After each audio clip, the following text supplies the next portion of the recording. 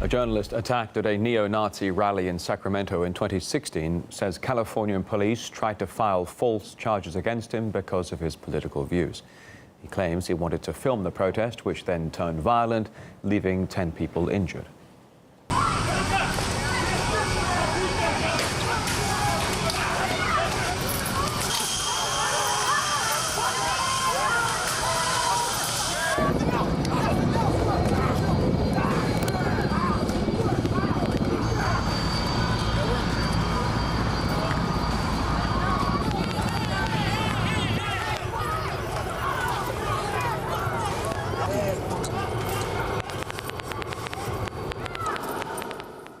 Cedric O'Bannon is a longtime activist against racism and police brutality.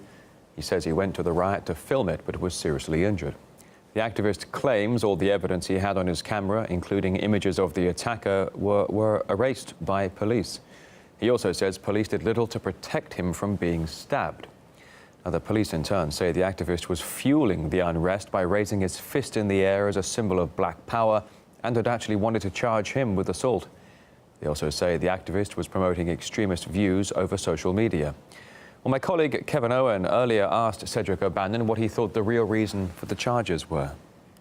Why would the police, though, have sympathies with neo-Nazis? Again, if you imagine in their own private lives there are some bad eggs there or people that you don't understand how they're thinking, you're saying all the police there that day, there was not one that was really looking out for you, a journalist simply, as you're saying, peacefully documenting this clash.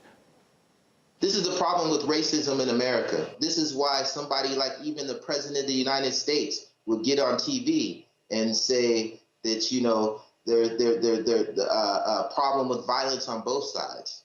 To try to equate a reaction to Nazi violence, a reaction to Klan violence as the same thing is a misanalysis of the situation. The investigator that interviewed me, talked to me on the phone, I could see his white national sympathies.